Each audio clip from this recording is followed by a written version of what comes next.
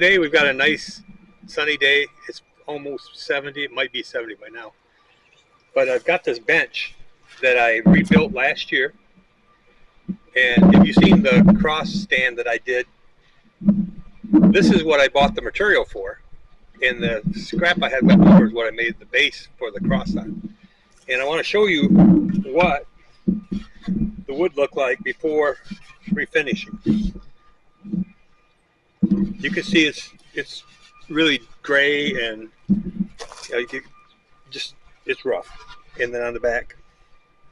Anyways, that board, this is the same thing. This is the wood that came off the same piece of equipment or piece of furniture I bought. This is the same wood, and this is what I bought it for. I had changed this.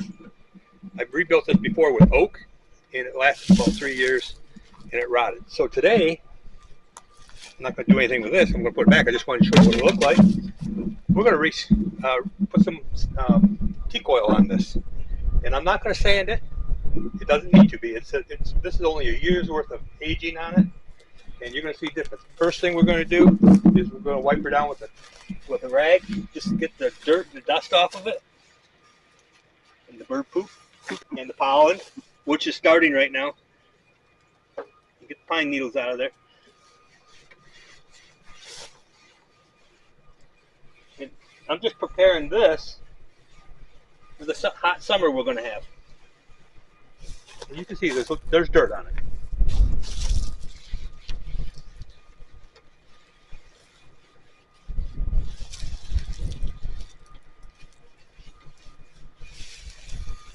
This wood will be here longer than I am, if it's maintained.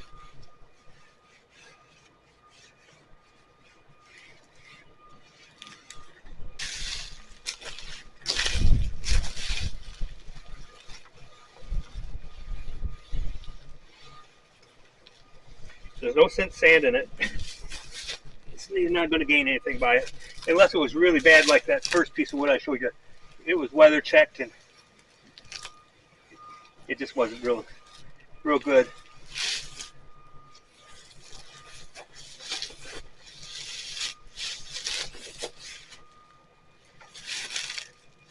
You can see there's some of the dirt I got off of it right there. So the dirt's off of it. I could have washed it with water, but then I'd have to wait another 2 or 3 days. We don't need to do that. So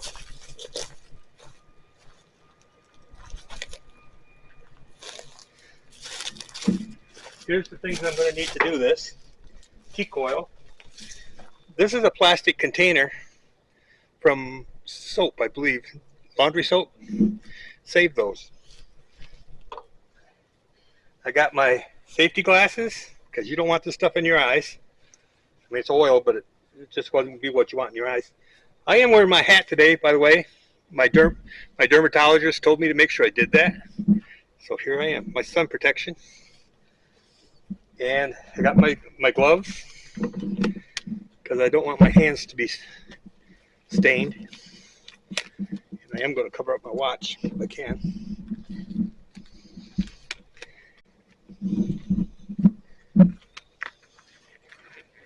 Got some gloves on, and I got a brush. Use one of these here cheap brushes. I get it at Harbor Freight for, I don't know, they're $1.50, whatever they are. And you shake your teacup really good, because you want to get all the oil and stuff mixed up good.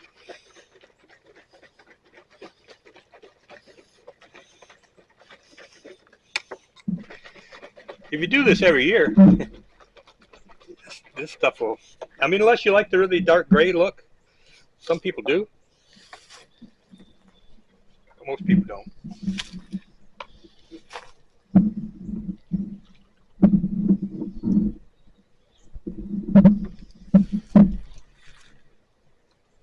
Do this without spilling it.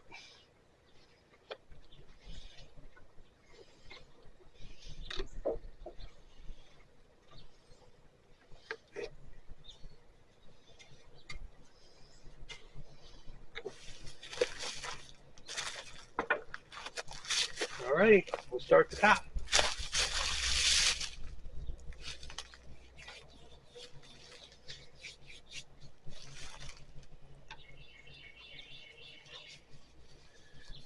And put a lot of oil on. Let it soak in.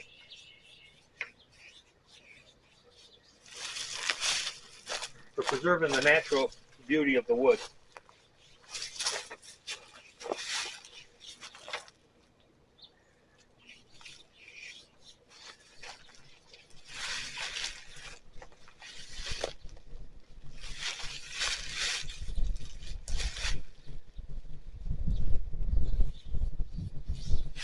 Now out here in the sun, that red you see on the stand for the cross, if that wasn't being kept indoors, it would turn this gray also. So you can go back and try to keep it red, but it's real hard out in the sunlight. And if you look at most benches that are in parks and stuff, most of them are teak because they last so long.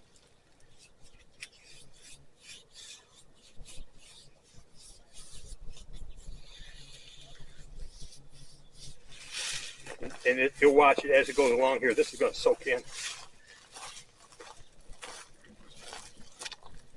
And this is not a finish. This is oil. It's actually designed to soak into the wood, and it's going to protect it.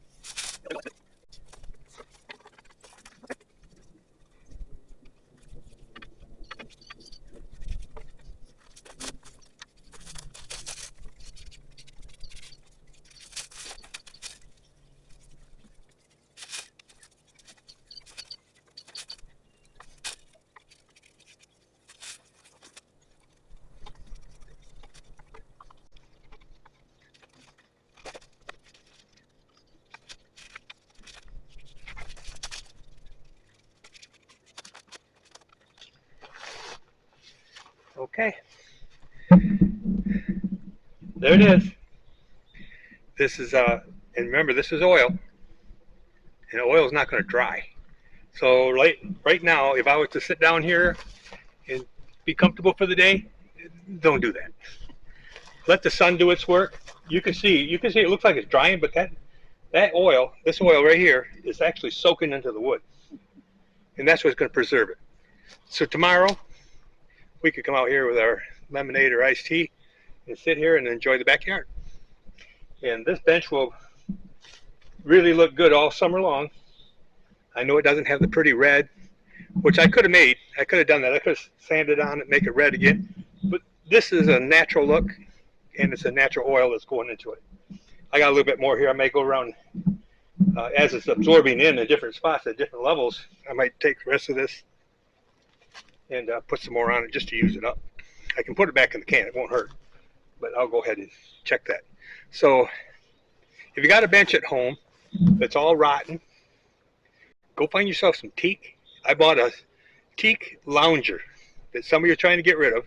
It was a wide one. It was I think it was 4 foot. And they wanted $100 for it. There's a lot of wood in a lounger. All these pieces right here come from that lounger. Every bit of this. Nothing was added. I've made every bit of this out of that lounger. And I still got a whole bunch of wood left. I've given some of it away. I made a handle for a knife, a paring knife. So here's a sample of what my Mr. Fix-It Man can do. See this old handle? He fixed it and made me a new one. This is a 51-year-old handle. I got it as a shower gift when we were getting married 51 years ago. And it's hard to do when you're looking at it through your camera. And he made a new teak handle for me. It's nice and lightweight. I said, do not sharpen that blade. I love this blade on this knife because I can peel potatoes and whatever and cut things and not cut my finger with it. But it's still sharp enough to use it. Love that knife. And I made that base for that cross, and I'm still looking for other projects, but I'm sure I'll have them. But the thing is, this wood is dense, it's weather resistant, and it's strong. The oak would bow in the center when you sat on it, and it just wasn't that great. But these cast things on the sides and the back, the benches go away. People throw these away, and look at the beautiful bench. So if you find yourself some teak or some other wood. Cedar might work good. I have never tried cedar, but I know about teak. Teak's good. But there you go. Make it new again. If you like what you see, subscribe and give me a thumbs up and let other people know. And once again, get your bench ready for summer because it's coming fast. Thank you.